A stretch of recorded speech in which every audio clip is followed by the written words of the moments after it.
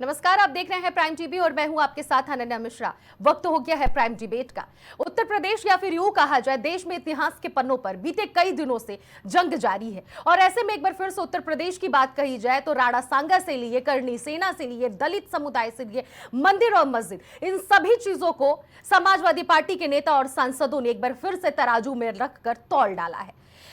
Doctor Bhimrao Ambedkar की जयंती पर जहां पर रामजी लाल सुमन की बात कही जाए तो वो जहां पर लोगों को संबोधित कर रहे थे वहां पर उन्होंने सीधे कहा कि अगर किसी में औकात है और दम है तो 19 अप्रैल को अखिलेश यादव आ रहे हैं, आ जाए, दो दो हाथ हो जाए, फिर माई का लाल, उनका ये शब्द है कि देखते हैं किसके माई के लाल में कितना दम है, कौन जीत हासिल करता है, विजयी हम ही लोग होने वाले हैं। इस तरह से उन्होंने खुला चैलेंज करड़ी सेना पर कहीं ना कहीं इनडायरेक्टली दे दिया है। साथ ही साथ अगर बात कही जाए इंद्रजीत सरोज जो कौशांबी के महासचिव हैं समाजवादी पार्टी के, उन्होंने भी मंदिर और मस्जिद को लेकर मुद्दा उठाया।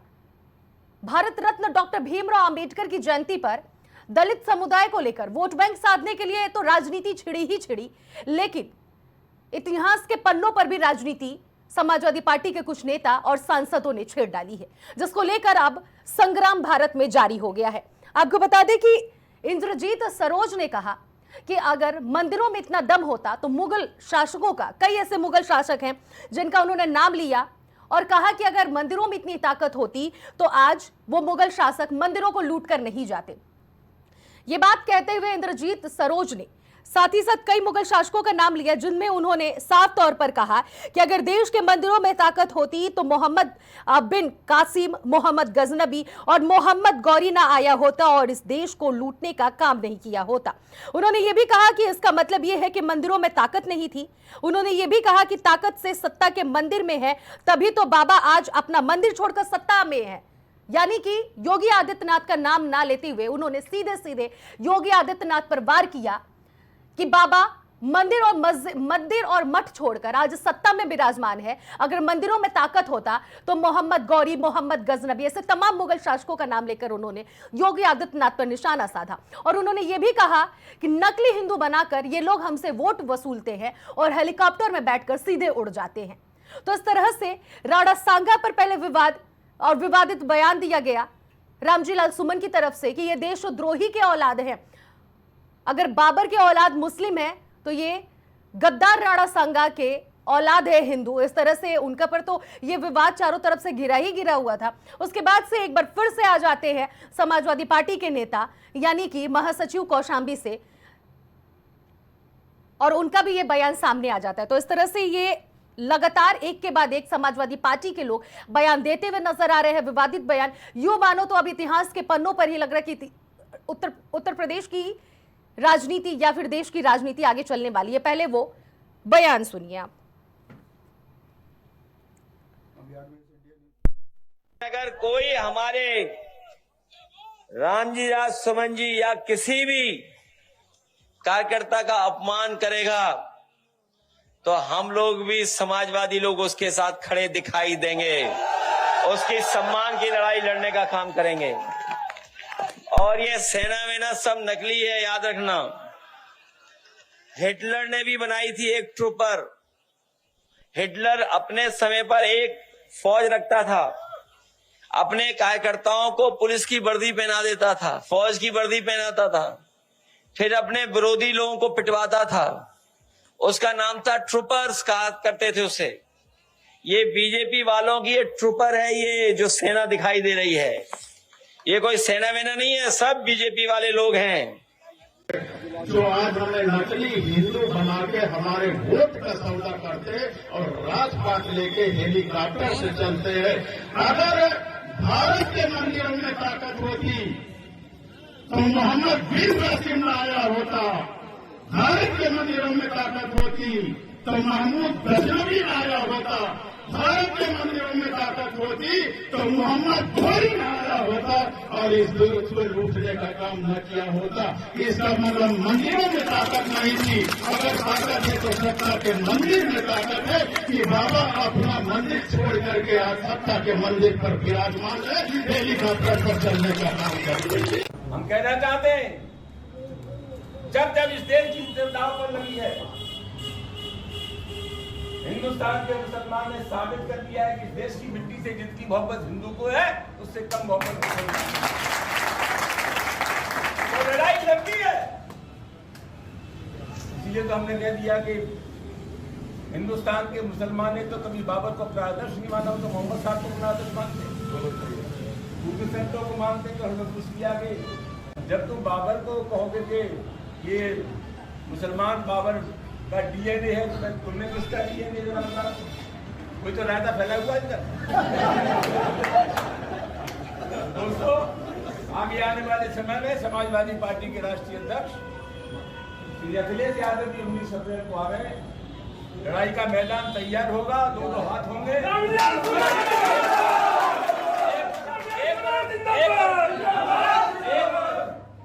10% लोग हैं और दूसरी तरफ सामाजिक न्याय की जब प्रखर शक्तियां हैं। विजयी हमारी होगी, कोई भाई का लाभ रोक नहीं सकता। तो आपने सुना कि समाजवादी पार्टी की तरफ से किस तरह से बयान दिए जा रहे हैं। यहां पर जंग का आह्वान किया जा रहा है कि 19 अप्रैल को एक बार फिर से मैदान खुला हुआ है, दो हाथ हो जाए। अब देखना यह होगा कि 19 अप्रैल को समाजवादी पार्टी आखिर कौन सा जंग छेड़ती है और किसकी जीत होती है, किसकी हार होती है। सबसे पहला सवाल तो यह बनता है कि आखिर समाजवादी पार्टी करना क्या चाहती है इस देश में, आखिर इस देश के लोगों को किस गति की तरफ ले जाना चाहती है। जहां एक तरफ समाजवादी पार्टी के राष्ट्रीय अध्यक्ष अखिलेश यादव ये कहते हैं कि रामजी लाल सुमन हो या फिर समाजवादी पार्टी का कोई भी कार्यकर्ता हो, अगर किसी के साथ भी कुछ भी गलत होता है तो पूरा समाजवादी पार्टी उसके साथ खड़ा है। लेकिन यहां पर सवाल यह भी बनता है कि अगर समाजवादी पार्टी की तरफ से गलत बयानबाजियां आ रही हैं तो ऐसे में अखिलेश यादव को यहां पर रोक लगाना चाहिए, वो साथ देने की बात कर रहे हैं।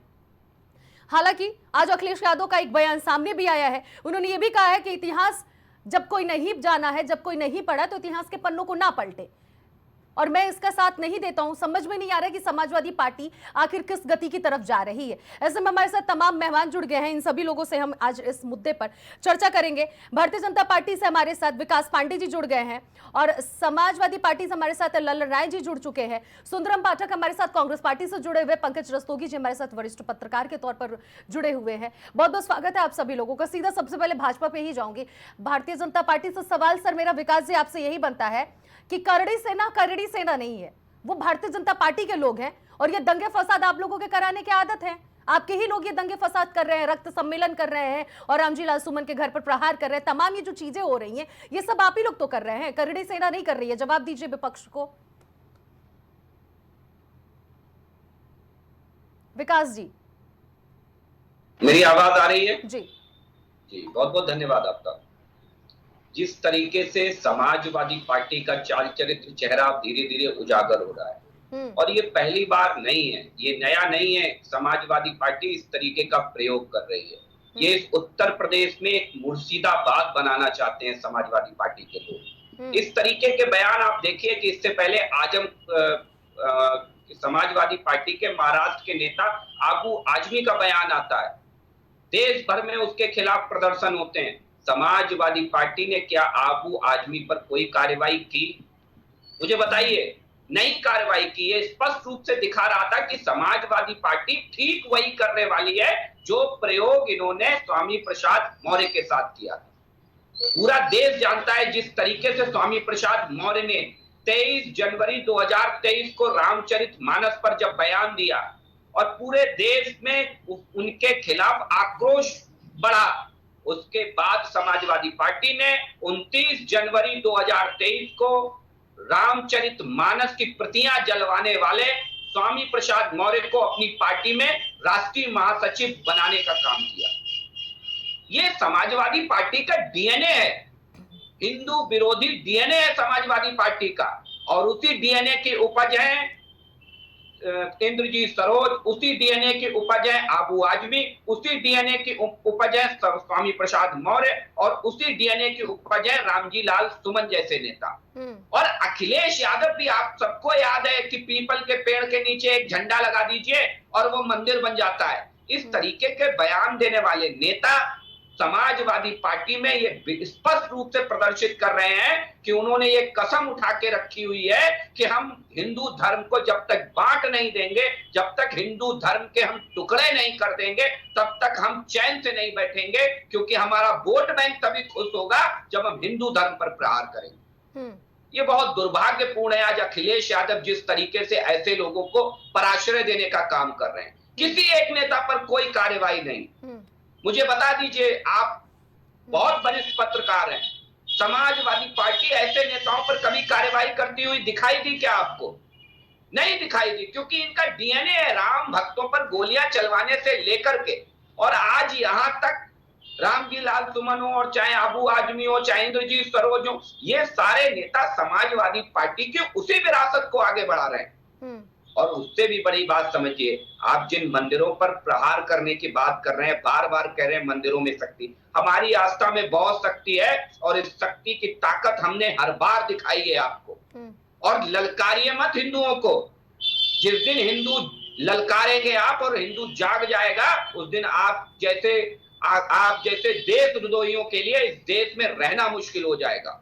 रामजी लाल सुमन ने तो साफ साफ कहा है सर कि आप लोगों को मस्जिदों में मंदिर मिलता है, तो हम भी अब मंदिरों के अंदर खुदाई करेंगे, वहां से बौद्ध मठों को निकालेंगे। गजब है। मुझे लग रहा है कि रामजी लाल सुमन से और क्या इंद्रजीत सरोज जैसे नेताओं से एक बात जरा ये पूछिए, क्या मुगल आक्रांता खिलजी ने नालंदा, विक्रमशिला, अंधेपुरी जैसे बौद्ध मंदिर और बौद्ध संस्थानों को तोड़ने का काम नहीं किया था क्या मुगल आक्रांताओं ने 17वीं और 18वीं शताब्दी में बौद्ध मंदिर, मठों को, संस्थानों? जवाब ले ले, ठीक है। समाजवादी पार्टी के वक्त जुड़े हुए उनसे जवाब आप लीजिएगा।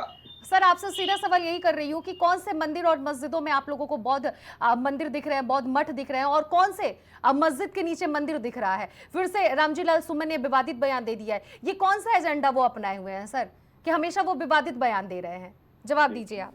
देखिए, आज आपका जो मुद्दा है, एक तो गड़े मुद्दे उखाड़ने का और इतिहास के पन्ने को पलटने का काम वर्तमान डबल इंजन की सरकार कर रही है। अभी तक हिंदू और मुसलमान की बात कर रहे थे, मुसलमानों के मस्जिदों में मंदिर तलाश रहे हैं। गड़े मुर्दे को उखाड़ने का काम, देश के अंदर अमन चैन खराब करने का काम कौन कर रहा है?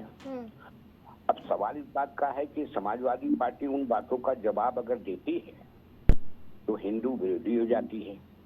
सवाल इस बात का है कि आज जो भी हो रहा है, अभी तक तो मान लीजिए एक समूह को लड़ाया जा रहा है, एक दूसरे समूह को लड़ाया जा रहा है। अब तो हिंदू में ही आपस में वर्ग में लड़ाने का काम कर रही है, प्रश्रय दे रही है, ताकत दे रही है।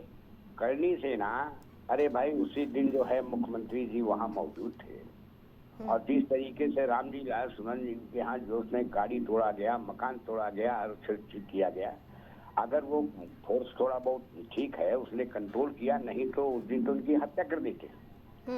आज वर्ग के हिसाब, वर्ग संघर्ष सभी लोगों ने शुरू कर दिया है। हिंदू की बात करते हैं और वर्ग को लड़ाने की बात करते हैं। पहले तो स्थिति यह है कि देश के अंदर जो है, अब देश की जनता जो है, हिंदू हो चाहे मुसलमान हो, ये सब आने वाले समय में जवाब देंगे और अपने वोट के माध्यम से जवाब देंगे, अपने विचारों से जवाब देंगे। और जो समाजवादी विचारधारा के लोग हैं, वो समय आया था 2024 में लोकसभा का चुनाव हुआ और आप किस तरीके से भारतीय जनता पार्टी को बैकफुट पे जाना पड़ा। तो ऐसा नहीं है, आने वाले समय में 2027 में अब यहाँ की जनता जवाब देगी। इन लोगों का जो हिंदू, लेकिन सर सत्ताधारी सरकार तो ये कह रहा है कि आप सिर्फ और सिर्फ अगर बात कीजिए सनातनियों को एक साइड करके आगे बढ़ रहे हैं, तो ऐसे में 27 का चुनाव तो आपके हाथ से निकल चुका है। परिभाषा जान लें, सनातनी और भगवान राम और जितने भी हम लोगों के जो अनुयायी हैं और हम लोगों के देवी देवता हैं, वो ये नहीं कहते कि एक दूसरे की जान मार दो, एक दूसरे के अधिकार मार दो, एक दूसरे के पीछे पड़ जाओ। हिंदू हिंदू नाम लेकर के, अरे राम का मंदिर तो बन गया था, उद्घाटन हो गया था, सारी चीजें हो गई थी, लेकिन अयोध्या से ही इनको चुनाव हारना पड़ा। भगवान राम की इच्छा नहीं थी, चुनाव हारे।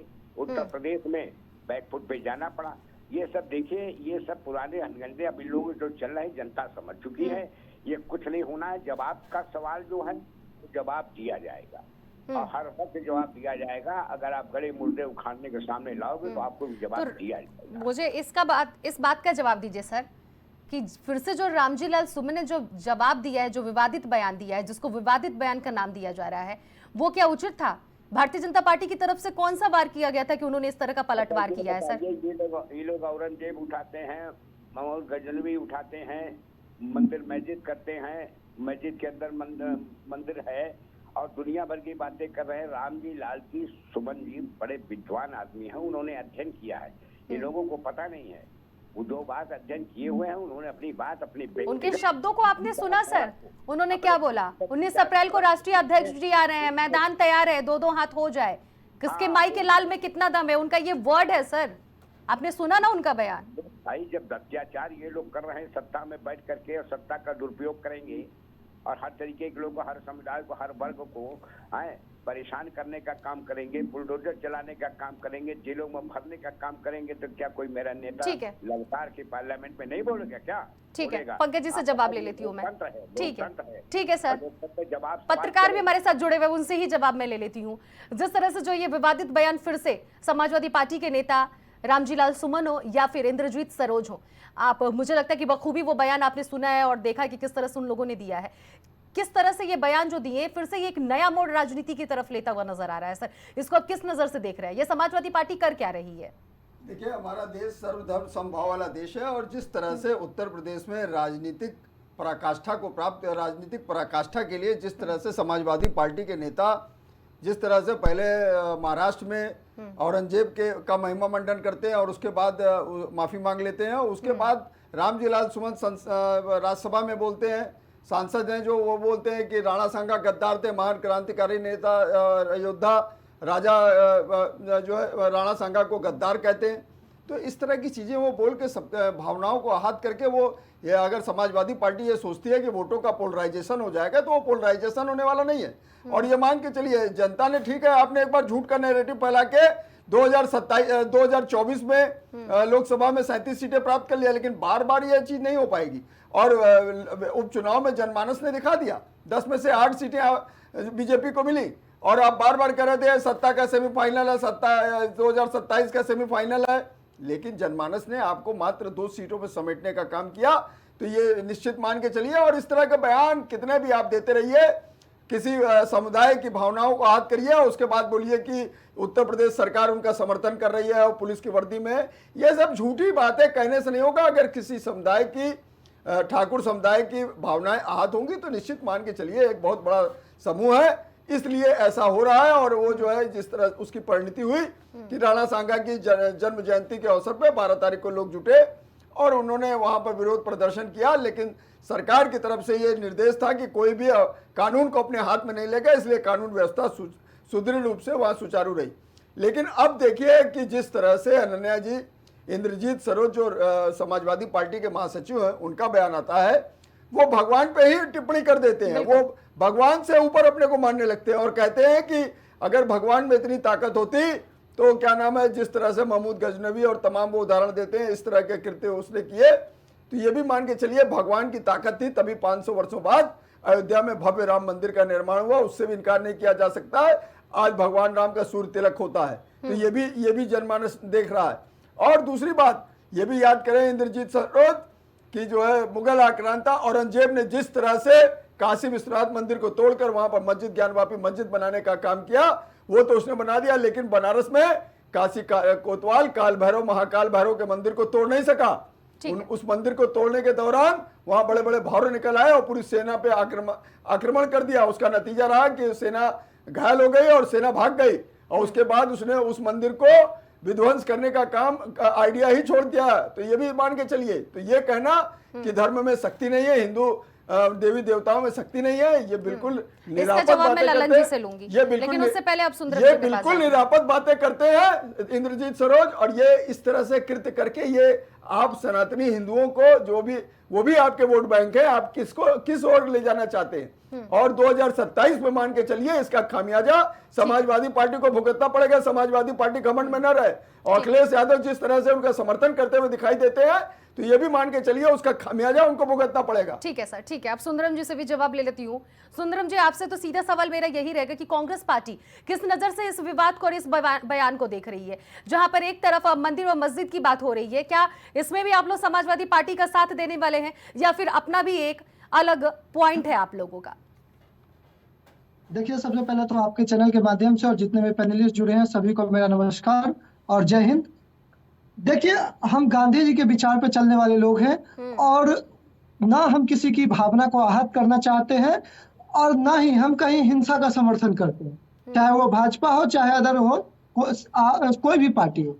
किसी के भी बयान से अगर किसी आदमी की भावना की आहत होती है तो हम उसका समर्थन बिल्कुल नहीं करते।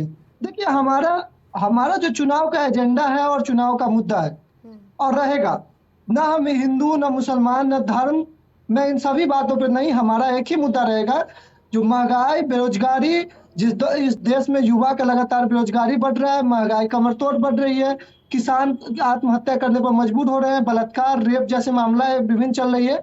तो हम लोगों का मुद्दा बस ये है। और ये देखिए, जिस तरीके से भारतीय जनता पार्टी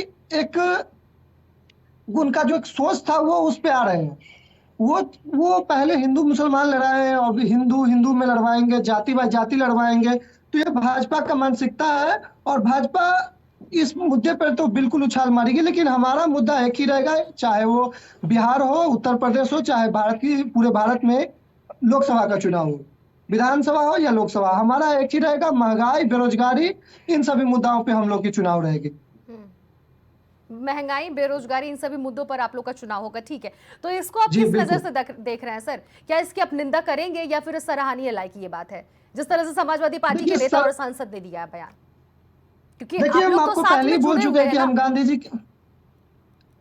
देखिए जुड़े हैं। देखिए, अगर मान लीजिए एक पार्टी में अगर 100, 200, 5,000, 20,000, 1 लाख लोग हैं, हर लोगों की अपनी अपनी मानसिकता होती है, हर लोग की अपनी अपनी सोच होती है। लेकिन अगर हम अलायंस में हैं तो हमारी भी कुछ अलग सोच होगी, उनकी कुछ अलग सोच होगी। वो क्या सोचकर बोले वो तो उनके ऊपर है और सपा के प्रवक्ता ही आपको अच्छे से जवाब दे सकते हैं उस पर।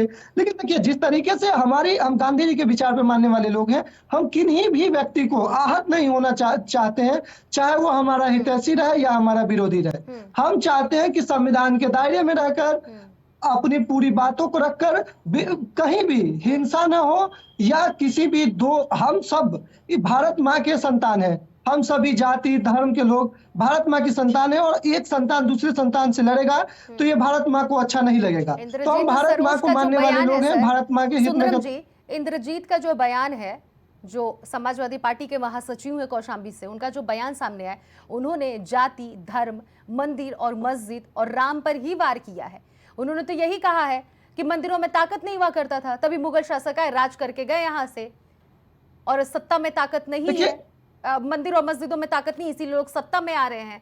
आप इसका समर्थन कर रहे हैं या फिर किस नजर से देख रहे हैं? देखिए, कभी भी अगर हम इस बयान को, हम आपको लगातार यही बात कर रहे हैं कि अगर किन्हीं व्यक्ति को इस बयान से आहत हो रही है, किन्हीं भी व्यक्ति को, तो हम उनका समर्थन नहीं करेंगे।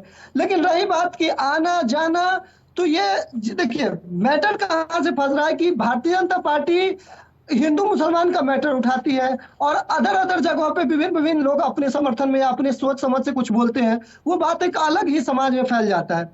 देखिए, कोई भी चाहे पहले हो, कहीं ऐसा था कि अगर मुसलमान राजा था तो उसका मंत्री राजपूत हुआ करता था, कहीं राजपूत राजा था तो उसका मंत्री मुसलमान हुआ करता था। ये धर्म से कोई लड़ाई नहीं था। अगर धर्म की लड़ाई होती तो महाभारत और रामायण में मुसलमान थे ही नहीं, सब अपने धर्म के लिए, सत्य और असत्य के लिए लड़ रहे थे। उसके बाद हुआ सत्ता के लिए लड़ रहे थे लोग। तो इसको धर्म से जोड़ना और वर्तमान स्थिति में उस बातों को लाना मेरे समझ से सही नहीं है। वास्तविकता जो है उसी मुद्दा पे सब लोगों को आना चाहिए, चाहे वो सत्ता हो या विपक्ष हो, और इस देश के युवा जो वर्तमान स्थितियां हैं इस देश की, उस पे बात होनी चाहिए और ये फालतू के मुद्दे बीच में नहीं आने चाहिए। ठीक है। विकास जी से जवाब अब ले लेती हूँ। विकास जी, योगी आदित्यनाथ तो सत्ता में इसीलिए आए हैं मंदिर और मठ छोड़कर क्योंकि सत्ता से ही सब कुछ हासिल होता है, मंदिर और मठ से कुछ भी नहीं होता है। देखिए, मठ और मंदिर हमारी आस्था के केंद्र है और समाजवादी पार्टी और कांग्रेस जैसे दलों को ये चीज समझ में नहीं आएगी। अनन्या जी, अभी डिबेट में बैठे हमारे कांग्रेस के साथी कह रहे थे कि हम गांधी के विचारों को मानने वाले लोग हैं। जरा इनसे पूछिए कि गांधी जी का विचार क्या था, जरा पूछिए उनसे। उनका विचार राम से शुरू होता था, प्रभु राम से, और उस राम के विचार को आप कितना मानते थे ये किसी से छुपा नहीं है। अनन्या जी, इनको बहुत अच्छे से पता है राम के विचार को। आप रुक जाइए, आप सुनिए, आप हमें टोके तब आपको हम इसी में जवाब दे देते हैं। गांधी जी का विचार आता है राम, डर क्यों रहे हे राम, और आप कैसे कह दिए कि हम राम को नहीं मानते? महंगाई कांग्रेस के टाइम में सबसे ज्यादा बढ़ी। जब चर्चा मन करे आपका तो कर लीजिएगा, बेरोजगारी पर चर्चा सेपरेट कर लीजिएगा, लोगों को घर पे पहुंचा दे रहे हैं। आंखें खोल दूंगा 50% से ऊपर पेट्रोल डीजल पे ले रहे हैं। से बाहर हो गए तो दुनियादारी आपको समझ में आ रही है। सुंदरम जी, मैं मुद्दे पर आइए, मैं बता रहा हूं अभी आपको। देखिए अनन्या जी, बहुत बुनियादी तौर पर आप फर्क समझने की कोशिश करिए। भारतीय जनता पार्टी बात करती है इस देश के, ये देश राम और कृष्ण की जागीर को आगे बढ़ाने वाला देश है, उनको मानने वाला देश है, और इस देश के महानायक शिवाजी हैं, महाराणा प्रताप हैं, राणा सांगा है। हम कहते हैं कि हमारे नायक इस देश के नायक को। अब इसके उलट दूसरे लोग हैं, आप समझ रही है मैं किन की बात कर रहा हूं, समाजवादी पार्टी और कांग्रेस जैसे दल। ये कहते हैं कि मोहम्मद गजनवी को क्यों आप पसंद नहीं करते, ये कहते हैं कि अकबर को महान आप क्यों नहीं मानते, ये कहते हैं बाबर को आप क्यों नहीं साहब महान मानते, ये कहते हैं कि औरंगजेब को क्यों नहीं आप महान मानते। तो ये बुनियादी फर्क है। कभी आपने इन लोगों के मुंह से सुना कि हाँ ये राम कृष्ण की धरती है, इस देश के नायक शिवाजी हैं, महाराणा प्रताप हैं, मुगल आक्रांता इस देश के नायक नहीं हो सकते? कभी सुना इनके किसी नेता के मुंह से आपने? नहीं सुना। ये बुनियादी फर्क है। आज आप देख लीजिए कि कांग्रेस पार्टी अभी आप कल ही हम सबने श्रद्धेय बाबा साहब अंबेडकर जी की जन्म जयंती मनाई। आज ही कांग्रेस पार्टी के झारखंड सरकार के मंत्री हफीजुल हसन का बयान आया है और उन्होंने उस संविधान की और बाबा साहब की धज्जियां उड़ा करके रख दी। साफ कह दिया कि शरीयत से ऊपर कुछ भी नहीं है, ना बाबा साहब है ना संविधान है। कांग्रेस पार्टी के लिए शरीयत सबसे ऊपर है, शरीयत सबसे ऊपर है, इनकी तुष्टीकरण की नीति सबसे ऊपर है। ये इनका चेहरा है समाजवादी पार्टी और कांग्रेस जैसे दलों का। अनन्या जी, व्यवहारिक दृष्टिकोण से समझिए कि कभी कोई कार्यवाही, एक सिंगल कार्यवाही नहीं समाजवादी पार्टी कांग्रेस करती नजर आती है। ये जानबूझ के एक प्रयोग है जो हिंदुओं को बांटने और हिंदुओं को डराने का काम करते हैं। ऐसे लोग जो ये सोच करके बैठे हुए हैं कि वो ऐसे लोग डराने का काम करते हैं। विपक्ष तो ये कहता है कि मुस्लिमों को डराते हैं, उनके साथ अत्याचार कर रहे हैं। अगर हम संविधान को मानने की बात करते हैं तो कहां से आ जाती है? अगर बाबर ने राम की भूमि पर, अगर राम के भूमि पर मस्जिद बनाने का काम किया, मंदिर तोड़ करके मस्जिद बनाने का काम किया, हम कहते हैं मुगल आक्रांताओं से सिंपैथी रखने वालों से सवाल होना चाहिए। जो सवाल आप हमसे कर रही हैं, हम राम की संस्कृति और विरासत को मानने वाले लोग हैं, हम बाबर की विरासत को मानने वाले लोग नहीं हैं। और राम की विरासत में राजा सबको एक नजर से देखने वाला होता था। यही काम देश के प्रधानमंत्री नरेंद्र मोदी जी कर रहे हैं। अनन्या जी, ठीक है, ठीक है। सुंदरम जी से जवाब ले लेते हैं। सुंदरम जी, अपनी बातों को पूरा कीजिए कि गांधी जी किस मार्ग पर चलते थे, उनके जुबान पर हमेशा राम रहा करता था। जवाब दीजिए। तमाम आरोप आप पे लगे हैं, भारतीय जनता पार्टी ने लगाया है। देखिए, भाजपा के प्रवक्ता अब हमको खुदेर दिए हमारी घाव को, तो उनको तो हम अच्छे से खुदेर देंगे। अब भाजपा के प्रवक्ता ने कहा कि गांधी जी के विचार, राम नहीं बोलते थे गांधी जी, कहिए बाबर राम बोला करते थे, कहिए बाबर आक्रांता था। सुन लीजिए, अभी पोल खुल जाएगी। बीच में डिस्टर्ब मत कहिए कीजिए। बाबर आक्रांता था, इनसे कहिए गजनवी आक्रांता था, इनसे कहिए औरंगजेब आक्रांता था, इनसे कहिए। सुन लीजिए, थोड़ा बर्दाश्त कीजिए। अनन्या जी, मेरा अनुरोध स्वीकार करिए। जवाब देने के लिए बैठे हैं, चिल्लाने के लिए नहीं। इस देश के लोगों को ये पता लगना चाहिए। वो दे रहे हैं, विकास जी जवाब दे रहे हैं। विकास जी के सभी सवालों का, ठीक है, वो आपकी बातों का जवाब दे रहे हैं। हाथ जोड़ के निवेदन है, इनसे कहिए कि ये डिबेट में बैठ करके ये कहें कि राम की विरासत को मानने वाले हम हैं, औरंगजेब आक्रांता था, गजनवी आक्रांता था, बाबर आक्रांता था। इनसे कहिए ये कहें, अगर वो गांधी जी की विचार को मानते हैं ये। ठीक है, जवाब दे दीजिए। सुंदरम जी जवाब दीजिए विकास जी को। देखिए विकास जी बहुत ज्यादा तिलमिला गए, तो उनको अरे आज हम तिलमिला जवाब तो देते हैं आप अच्छे गए से। सर, आप बाबर पहले का जैसे बताइए, ही नाम अब सुनिए लिया विकास वैसे ही जी, मिर्ची लग अरे गई। सुनिए, अकबर के आप जैसे अगर ही चुप नाम रहिए, लिया हम वैसे ही सवाल मिर्ची लग आपसे गई पूछ रहे हैं, पहले आपको। जवाब दीजिए। कहिए ना आक्रांता चुप थे, रहिए, कहिए हिम्मत है, आप चुप रहिए हिम्मत पहले। है ठीक तो है विकास कहिए। जी, विकास जी आप बोलिएगा, उनको जवाब देने दीजिए, आप शांत हो जाइए। सुंदरम जी जवाब ये दीजिए। ये कह रहे हैं हिंदू हृदय सम्राट ये किनको मानते हैं?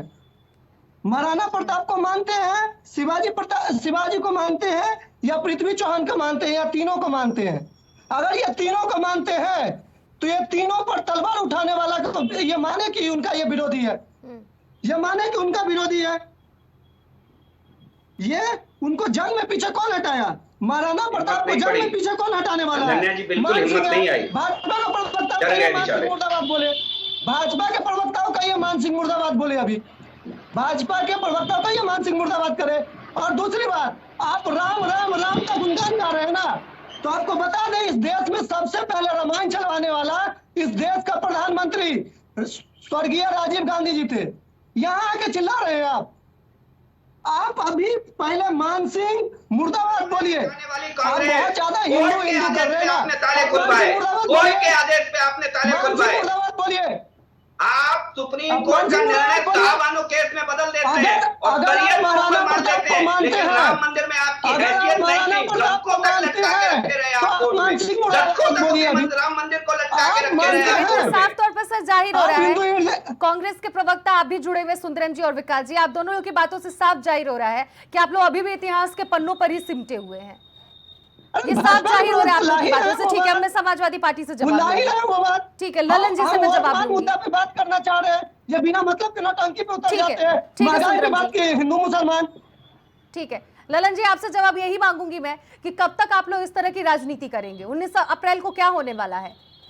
जिस तरह से रामजी लाल सुमन ने ये खुली चुनौती दी है, 19 अप्रैल को क्या आप लोग करने वाले हैं? कौन कौन से इतिहास के पन्नों को आप लोग पलटने वाले हैं और क्या क्या करने वाले हैं, बताइए।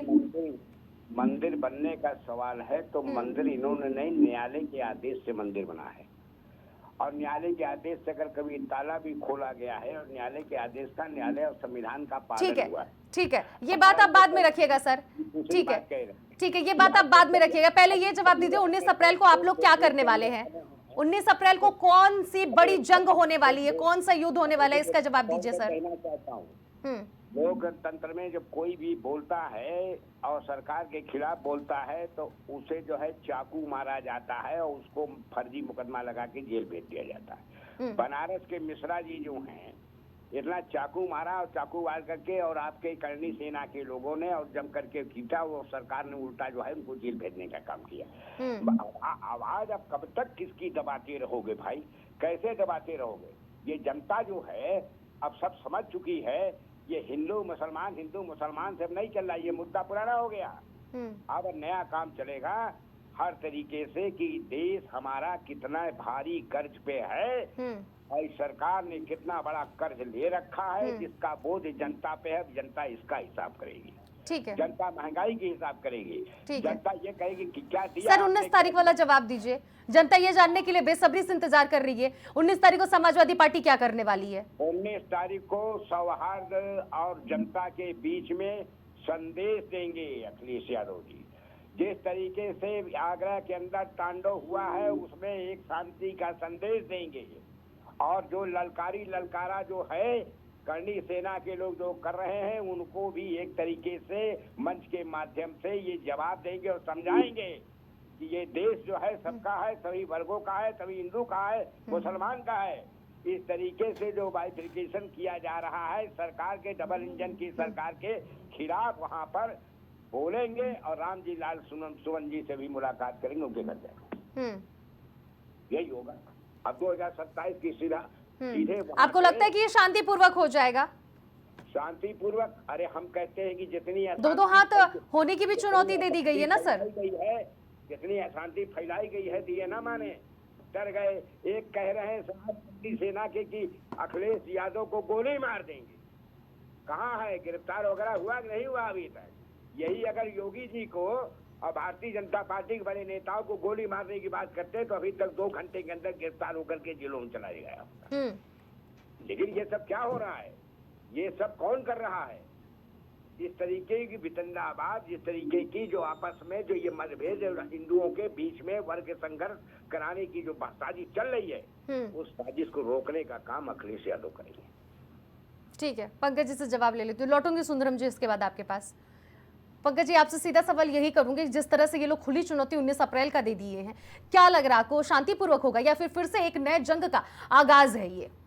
देखिए, समाजवादी पार्टी को इन सब क्रियाकलापों से बचना चाहिए और अपने विकास के एजेंडे पे और एक नई नीतियों को साथ उतरना चाहिए। लेकिन समाजवादी पार्टी रास्ते से भटक चुकी है और हताशा से ग्रस्त है, इसीलिए इस तरह के उसके नेता इस तरह का बयान दे रहे हैं। चाहे स्वामी प्रसाद मौर्य हो, चाहे इंद्रजीत सरोज हो, ये दोनों लोग आपके बहुजन समाज पार्टी में ही थे और बहुजन विचारधारा से ओतप्रोत थे और बहुजन समाज ने ही इनको बहुत आगे बढ़ाने का काम किया और आज ये बहुजन समाज को तिलांजलि देकर समाजवादी पार्टी में शामिल हो गए और आज जो है इस तरह के उल जलूल बयान दे रहे हैं। और ये इंद्रजीत सरोज तो ये भूल गए जिस तरह का बयान वो भगवान को के ऊपर ही प्रश्न चिन्ह लगा रहे थे, तो ये भी उनको ध्यान रखना चाहिए।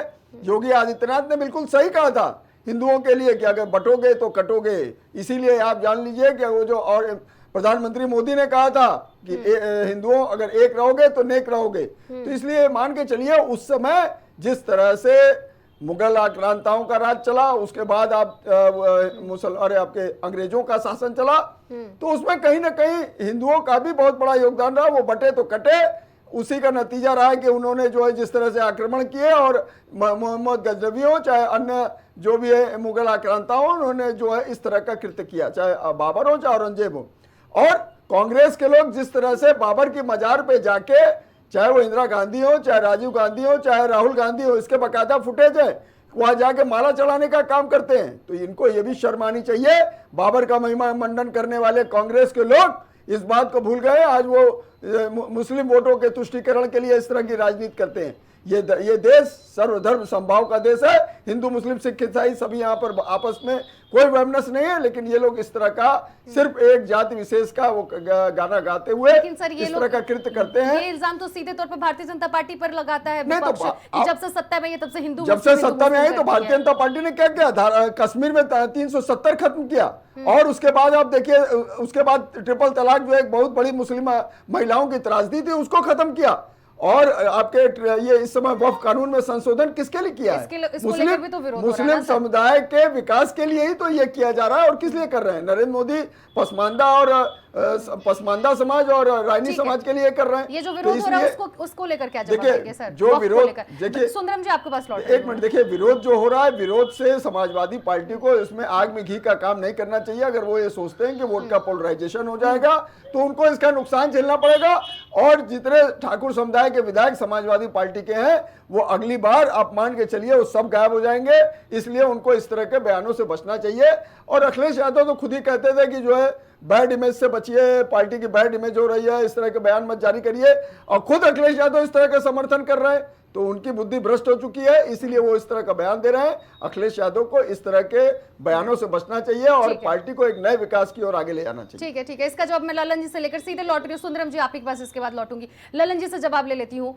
समाजवादी पार्टी के राष्ट्रीय अध्यक्ष अखिलेश यादव जी का मानसिक संतुलन खराब हो गया है। और इस पत्रकार के ये जवाब दीजिए आप कि आपकी पार्टी में इस तरह के लोग हैं और जो ये रणनीति चल रही है, जो ये बयान सामने आ रहे हैं, सिर्फ और सिर्फ खत्म होने की रणनीति है। 27 में नहीं आप लोग जीतने वाले हैं, कोई नामो निशान नहीं रहने वाला है। पंकज जी का ये जवाब है, बुद्धि भ्रष्ट हो चुकी है। तभी तो वो एक तरफ तो वो क्या नाम अपने नेताओं को कहते हैं बैड इमेज को सुधारिए और दूसरी तरफ इस तरह के चाहे रामजीलाल सुमन हो चाहे इंद्रजीत सरोज उनके बयानों का समर्थन करते हैं। ललन जी जवाब दे दीजिए जल्दी से, फिर मैं सुंदरम जी के पास लौटूंगी, उसके बाद से विकास जी। सारे नेता दूध के धुले हुए हैं, ये डॉक्टर ब्रेन के ये चिकित्सक हैं, इनको ये पता है कि किसका दिमाग खराब हो चुका है किसका नहीं हुआ है।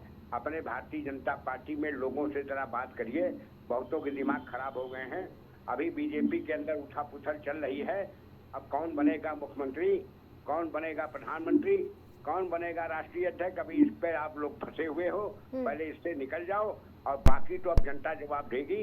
इस तरीके की जो बातें करने वाले लोग, कोई गोली मारने के बाद, कोई पागल बनाने वाली बात, अरे अपनी अपनी चीजों को देखो कि वो मुख्यमंत्री रहा है, अखिलेश यादव जी। वो तो उसने देखिए ललन जी, वो तो उसने जो बयान दिया वो निश्चित रूप से निंदनीय है। उसको इस तरह का बयान नहीं देना चाहिए, उस पर कार्रवाई होनी चाहिए। अखिलेश यादव उत्तर प्रदेश के मुख्यमंत्री रहे, समाजवादी पार्टी के राष्ट्रीय अध्यक्ष है। इस तरह का बयान निश्चित रूप से निंदनीय है, बिल्कुल निंदनीय है। वर्ग संघ साहब ने करा दिया, जितने विधायक को तोड़ करके आप ले आए हो, किसको लेमन जूस दिखा करके और गुलाब जामुन कितने को आपने दे दिया है।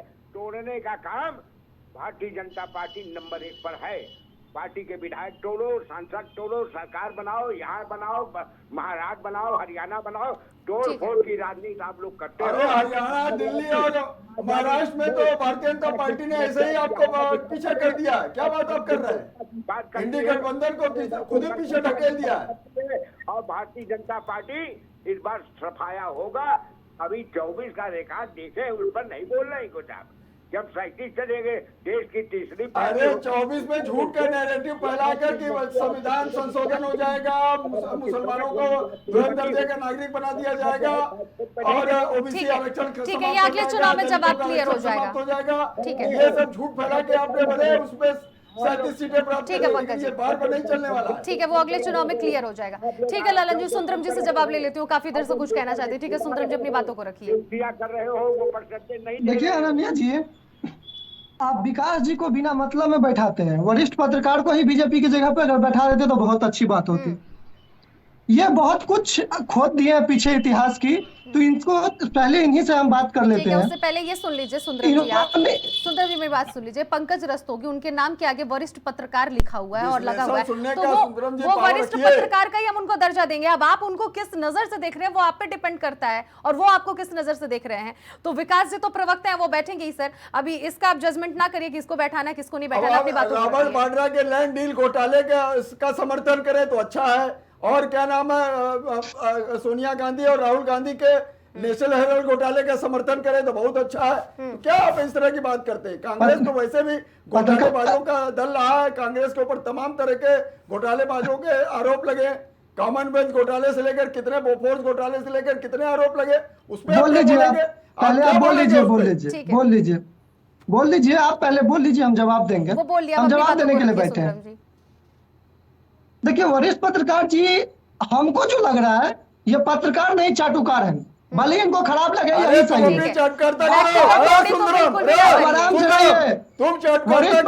राहुल गांधी, प्रियंका वरिष्ठ पत्रकार जी, वरिष्ठ पत्रकार जी चमचागिरी कम कीजिए। किसी चैनल पत्रकार रहिए, चाटुकार नहीं बनिए।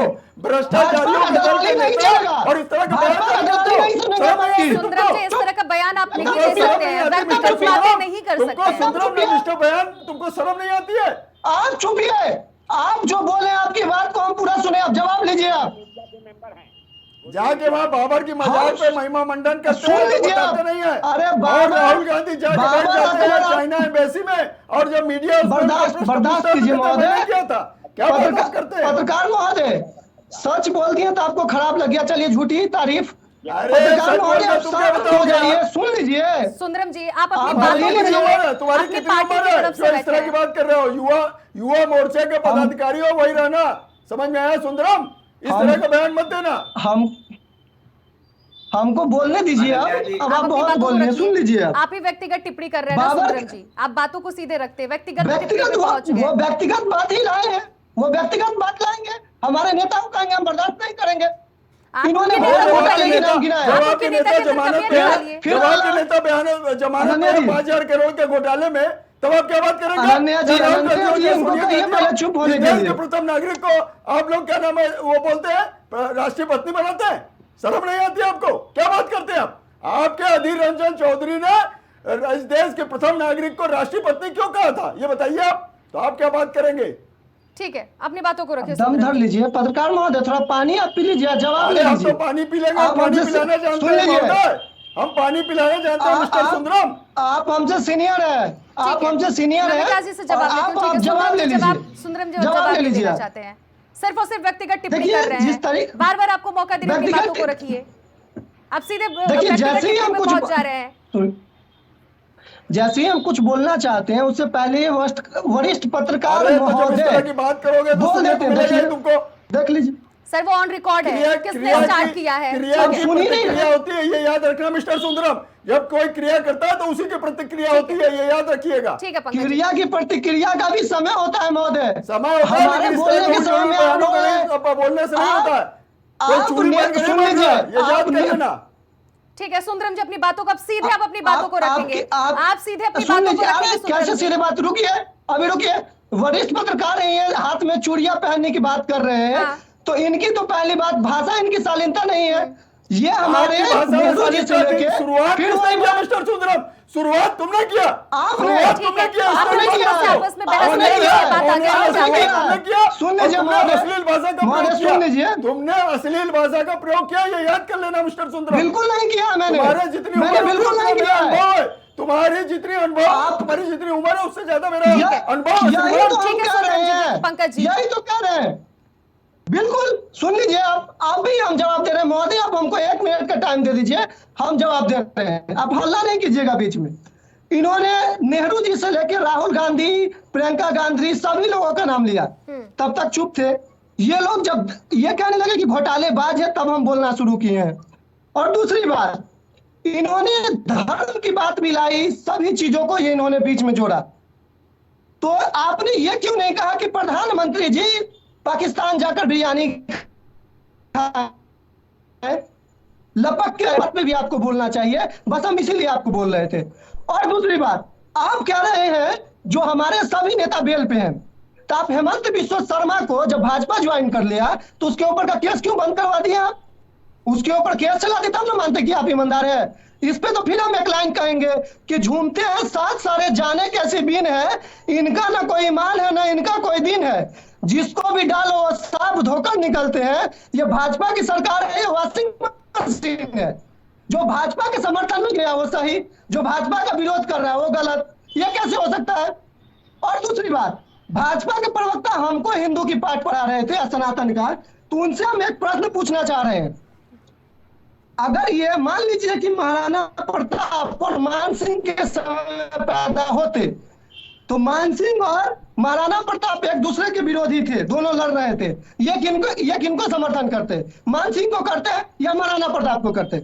बस। और जवाब दीजिए। जवाब तो बहुत कुछ देना था, लेकिन पत्रकार महोदय हमारे गुस्सा हो गए, क्योंकि सच का दिए तो उन पे गुस्सा हो गए वो। अरे तो अन्य बन्ने बोलोगे तो गुस्सा नहीं आदमी होगा तो क्या फूल बरसाएगा क्या? आप दोनों लोग आपस में अब हो गया, बहुत महोदय। आप लोगों ने बकझक कर दिया। ठीक है सुंदरम जी, आप भी शांत हो जाइए, पंकज जी आप भी शांत हो जाइए। विकास जी अब जवाब दीजिए।